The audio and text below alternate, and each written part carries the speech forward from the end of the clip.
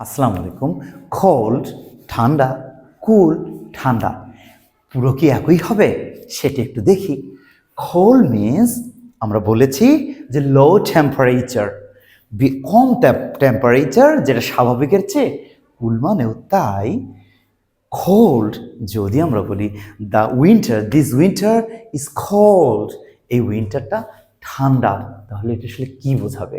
This, তার অর্থ দাঁড়াবে this winter is not good, this winter has very low temperature, this winter we can not tolerate, এই temperature অনেক বেশি ঠান্ডা, এটা আমাদের জন্য আসলে ভালো হচ্ছে না, আমরা আসলে সহ্য করতে পারছি না।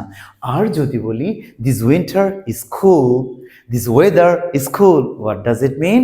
It also means low temperature, but it means this weather is nice, this weather is pleasant, comfortable, and we like this weather.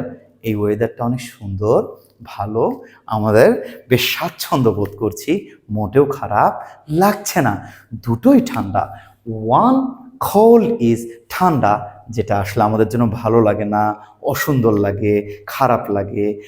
আর কুল মানেও ঠান্ডা, যেটা আমাদের জন্য সুন্দর লাগছে, আমাদের মোটেও খারাপ লাগছে না, আমরা স্বাচ্ছন্দ্য বোধ করছি।